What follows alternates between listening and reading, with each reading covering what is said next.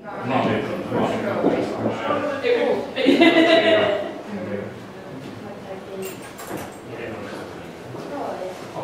with South West Essex.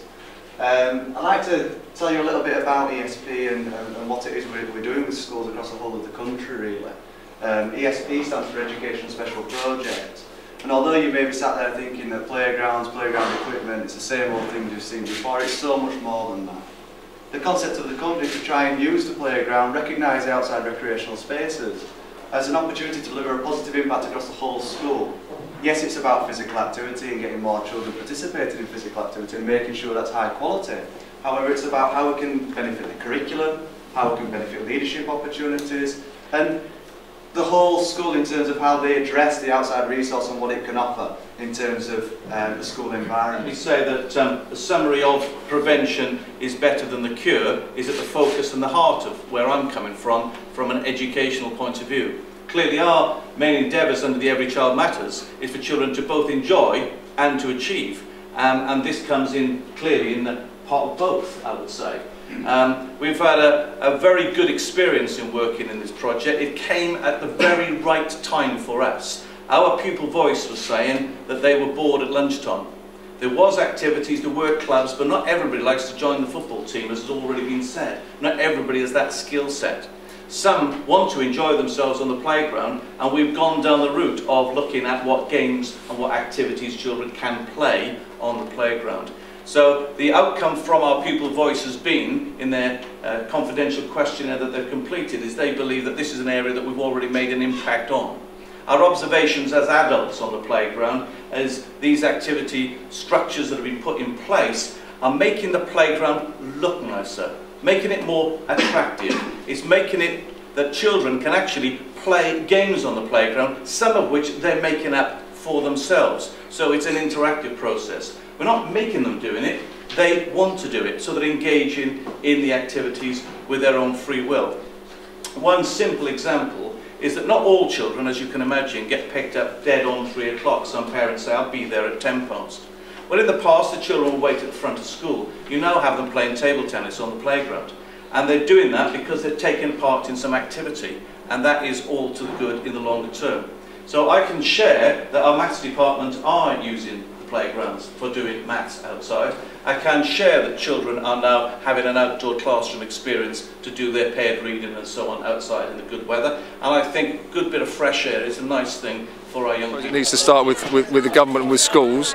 It's basically making kids more and more active. And however you get kids involved, whether it be, yes, you know, sport is obviously the key thing, because with obesity on the rise, sport's obviously the natural avenue for people to go and to stay fit and healthy. But also if they can't, you know, if they're not into sport and they don't like, I suppose, contact sports in a sense, then, you know, playground, table tennis tables and all the other things that go on. I just remember as a kid playing a lot of bulldog, table tennis, paddle tennis, all these things at break time, and I couldn't wait at break time, at lunchtime, after school to get out there and play things, and it doesn't seem to be the way anymore. A lot of kids nowadays seem to go home and sit on the sofa and play computers, unfortunately. So, you know, whatever way we can entice them or motivate them to get active outside, then I'm all for it. And do you think in senior schools they've got to really introduce the concept of play in harness with competition?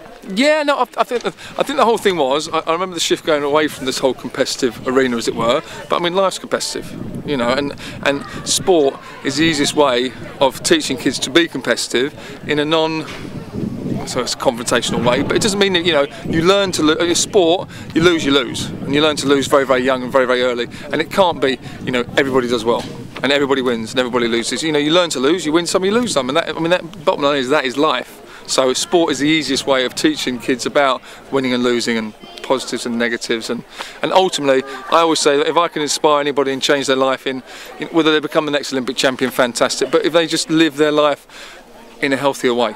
And do you think it works the other way? Like, I know there's a Ray Winston advert just out now about parents on the sidelines on competitive sports. Do you think sometimes, maybe like the Dutch model, say we're looking at football, relax and learn skills more and play more before you compete at the competitive level? Yeah, no, I mean they all kind of, in inverted commas, go hand in hand. But at the same time, I think, you know, a lot of what comes through the kids nowadays is pressure put on them by the parents. And I haven't got any kids, but I know what you mean on the sidelines and parents having to go at the kids and having to go at the referees and all the rest of it. not being funny, you know, there's enough of that on TV at the Premiership, you know, at junior level, and when it's your son and it's your child and all the rest of it, I say it's only a game, it is only a game. You know, the bottom line is, if they go on to become professional and they go on to be great, and you know, the fans can shout at them, let them do that. But at the early age, they just need to be encouraged to get out there and to play and to be fit, active, and ultimately healthy. Absolutely. I mean, this started as a project idea almost a year ago in terms of what can we do on a big scale that's going to impact on lots and lots of children and young people. We knew it was a real problem in our area in terms of children being overweight and obese. How do we tackle that? It's so complex. So to see it today with children playing, and actually not just today, but actually, you know, the fact that we've left a sustainable, almost a legacy for schools to build on, that's a really important thing.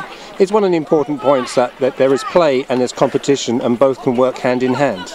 Absolutely. I mean, I think, you know, play, competition, actually a lot of the children make up their own games on this. They make their own rules, they decide where the winner is, so they'll build competition in themselves. We're able to support a variety of different things here, and actually the infrastructure that's gone in is about reaching out to all children and young people. So it's not just about the fit and the active being more fit and more active. It's really about all children having that opportunity and to get involved in things that they haven't had before. You know, table tennis, you know, you need quite a lot of space at home to do something like that. You need quite a lot of space in a school hall to even store the things. The fact that we've now got them outdoors and children can bring their own bats in, their own balls and play and make up their own rules. We've seen round robin there. Fantastic, really, really great. And how will you gauge success, and do you have a timescale? We do. Actually, as part of the project, we've also commissioned a year-long research programme that's working with 2 universities, so completely independent. We want to see that this level of investment actually brings a return. Did it make a difference? And it's that so what factor that is really important, because that's the potential for national learning. We think getting kids active will help with this agenda. We now need to make sure that we can prove that that does as well.